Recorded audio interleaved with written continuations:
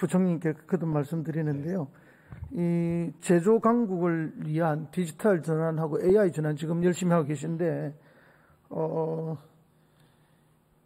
국정기획위원회에서 AI 3대 강국을 기반으로 잠재 성장률 3% 달성, 그 다음에 국력을 세계 5위까지 끌어올리겠다는 이런 발표가 있었습니다. 우리 국민들에게 뭔가 희망을 주는 그런 발표인데요. 그래서 이에 따라 기재부도 지난 8월 22일 날 새 정부 경제성장 전략을 통해 민간 분야의 AI 대전환을 강조를 했습니다. 제가 이제 제조업의 심장이라고 말하는 국가산단에 지역구를 두고 있어서 AI 전환, 그 다음에 BI 전환, 이거 DX, AX에 대해서 너무나 절실하게 느끼고 있는데 피할 수도 없는 거죠. 그죠? 근데 이게 디지털 전환을 외친 지 불과 얼마 안 돼서 우리가 다시 이제 몇 년 전부터 AI 전환을 외치고 있는데, 이게 디지털 전환이 안 되면 AI 전환은 거의 불가능에 가깝지 않습니까? 디지털 전환하려면 여러 분야가 있지만은 제조업만 보면은 제조 데이터가 생산되고 수집되고 그게 확보가 돼야 되는데, 그렇게 하려면은 제일 먼저 진행돼야 되는 게 스마트 팩토리 사업입니다. 그게 정상적으로 진행이 돼야 되죠. 그래서 이 스마트 팩토리 사업과 관련해서 한번 같이 고민을 좀 해보자, 이런 말씀을 드립니다. 좀 자료 좀 보여주시죠. 예. 지금 우리 중소 중견기업의 그 스마트 팩토리 도입 현황을 보면요, 전체적으로는 19.5%밖에 도입이 안 됐습니다. 중견기업은 그나마 85.7%가 됐고요. 중소기업들은 18.6%밖에 도입이 안 됐습니다. 실질적으로 도입 비율이 낮다는 거죠. 근데 저 정도 수준에서 바로 AI 전환이 가능하겠느냐 하는 그런 의문이 생기고요. 그 다음에 도입되어 있는 20%도 채 안 되는 이 공장들도 이제 기초 단계가 75%입니다. 그리고 이 중간이나 중간이 고도화로 넘어가는 수준은 매우 낮습니다. 그래서 20.6% 정도밖에 안 되죠. 그러면 이게 기초가 없이 중간으로 갈 수 없고 중간이 없이 고도화도 안 되는 거 아닙니까? 그런데 그 다음 그림을 보여주시면요, 이게 정부에서 23년도에 주도하는 그 스마트 팩토리에는 기초 단계 아예 예산이 10원도 배정이 안 돼 있습니다. 24년도 안 돼 있고요. 25년 올해도 전혀 없습니다. 아마 내년도 지금 예산 편성 중에 있는데 아마 제로로 돼 있을 겁니다. 그럼 기초가 안 되는데 중간으로 넘어갈 수가 없지 않습니까? 그래서 이 정부 주도형의 기초 편성을 좀 다시 일부 해야 되지 않겠나 하는 그런 말씀을 드리고요. 그 다음에 이제 대중소 상생형이라고 있습니다. 이거는 이제 대기업들이 주도해서 중소기업들하고 같이 하는 아주 좋은 프로그램인데, 이 같은 경우에도 24년도에부터 예산이 없어졌습니다. 25년도 물론 없고요. 내년도도 없을 겁니다. 그래서 물론 고도화 예산은 다 들어 있습니다. 네. 또 올해 약간 증액되는 걸로 알고 있고요. 그것만 해도 참 대단한 일인데, 그런데 기초 없이 고도화는 불가능하고 고도화 없이 AI 전환도 매우 어렵다. 물론 동시에 추진하기도 합니다. 지금도 현장에 가보면 공장에서 동시 추진도 많이 하고 있는데, 그러나 이렇게 단계적으로 가면 훨씬 수월한 거죠. 그래서 이제 제가 굳이 이 통계를 보여드리면서 하는 것은 기초 단계 예산을 다시 좀 편성해 주는 것이 필요하다, 그런 말씀을 드리기 위해서 했습니다. 이 정부가 AI 3대 강국으로 가는데 너무나 좋은 슬로건 아닙니까? 당연히 가야 되고 모든 역량을 집중해야 되는데, 특히 제조 AI 분야에서는 그렇게 가기 위해서는 필요한 기초부터 좀 더 다질 수 있도록 예산 편성을 부탁드린다 말씀을 드리고요. 또 그런 걸 하기 위해서 제가 최근에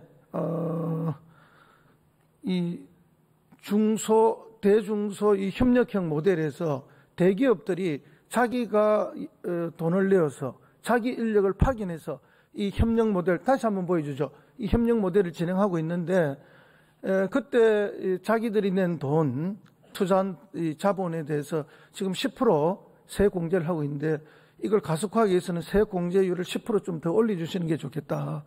그리고 여기에 자기 인력들을 투입해서 중소기업의 공장에 가서 장시간 머무르면서 지도하고 전담 인력들을 배치하고 있는데, 이 인력들에 들어가는 인건비, 이 부분에 있어도 부분적인 세액 공제가 좀 필요하지 않느냐. 그러면 대기업들이 자기하고 협력하든 또 협력하지 않는 일반 중소기업들한테도 더 많은 지원을 할 수 있는 그런 동기가 되지 않을까 그렇게 봅니다. 그리고 이제 중소기업 같은 경우에는 자기 이 자본 비율이 40%가 또 들어가거든요. 구축 과정에. 그러면은 자기 자본 비율이 아닌 나머지 지원받은 비율을 또 소득으로 잡아요. 그래서 거기에 대해서 또 세금이 매겨지니까 지원받은 나머지 그 부분, 자기 40% 외에 60%가 지원을 대기업이든 정부로부터 반반씩 받는데 그 부분에 대해서는 소득으로 잡지 말고 그냥 진행해 주면은 또 이 기업, 중소기업들의 참여율도 더 높아지지 않겠느냐 그런 판단을 하고 있습니다. 그것과 관련해서 제가 법률 개정안을 지금 제출을 했습니다. 기재부에서 적극적인 좀 검토를 부총리께 부탁드립니다. 예, 한성숙 장관님, 예, 중기부 장관님, 이게 이제 주무부처가 중기부 아닙니까, 그죠? 예, 그렇습니다. 사실은 이 중기부가 이 역할을 좀 주도적으로 해달라. 특히 AI를 융합해서 AI까지 진화하는 부분은 제가 창원시장 시절에 그때 박영선 장관님 때 강력하게 건의했던 겁니다. 기초자치단체가 주도적으로 해보니까 기초자치단체 예산으로 끌고 갈 수가 없는 거죠. 시범적으로 몇 개는 할 수 있지만 그래서 중앙정부가 받아서 그때 강력하게 추진했던 건데 우리 장관님 네이버 출신이고 이 부분에 최고의 전문가이시기 때문에 중기부가 좀 더 강력하게 이끌어 주시면 하는 바람을 갖고 있습니다. 장관님. 네, 사실 제가 중소기업 관련 자료들을 보니까 R&D 예산도 삭감되고 그 기초단계 스마트 팩토리 예산도 아예 없어지는 이런 일들이 이제 이 두 군데에서 동시에 벌어지다 보니 훨씬 더 중소기업들의 그 경쟁력 향상 부분은 심각한 상황이었던 것 같습니다. 그래서 이런 부분들에 대한 예산을 좀 복원하는 부분들은 기재부랑 좀 더 많이 상의 드릴 예정이고요. 그리고 말씀하신 것처럼 대중소 협력 모델에 대한 선호도 있습니다. 그래서 이런 부분에 대한 예산들도 어떻게 할 건가에 대한 얘기가 있고, 그리고 기술 전문 기업들이 지금 디지털 관련해서 공장의 기술 전문 기업들의 수준이 좀 더 올라와야 되는 부분이 있습니다. 그래서 그 부분도 좀 중요하게 봐야 될 거로 생각합니다.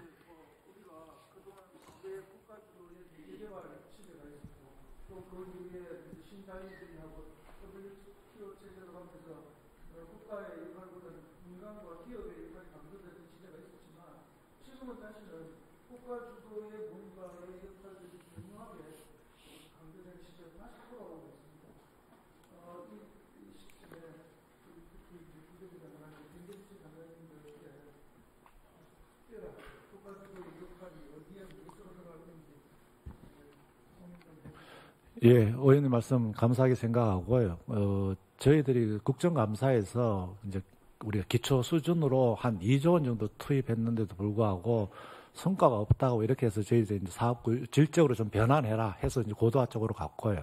그래서 제가 봤을 때는 이게 DX하고 AX가 동시에 오기 때문에 개별 기업으로 끈끈이 가면은 이게 속도가 너무 늦을까. 그래서 저는 고민이 뭐냐면 업종을 좀 묶어가지고 데이터가 많이 나는 그 기업에서 데이터를 좀 많이 받아서 거기서 공통으로 플랫폼을 개발해서 다른 소기업, 중소기업 이렇게 공동으로 사용하면 어떨까 하는 그런 아이디어도 가지고 있고 해서 이 부분은 어떻게 하면 그 AX 전환 좀 빨리 갈 수 있는지에 대해서는 저희도 고민도 많이 해서 한번 대안을 찾아보겠습니다. 네. 대중소기업 협력 모델을 보면은 우리 대기업들의 노력이 굉장히 현실적이거든요. 이 자리에 감사도 드리고요. 방금 부총리께서 말씀하신 그게 바로 이제 LG그룹이면은 자기 협력업체와 같은 기술이 있는 그 분으로 가고, 현대는 현대 분으로 가고, 포스코는 포스코 분으로 가고, 삼성은 삼성 분으로 가기 때문에 굉장히 다수화되는 건 사실입니다. 그래서 그 부분에 있어서 특별히 정부의 역할, 주도성을 좀 가지고 지금 부탁드립니다. 감사합니다.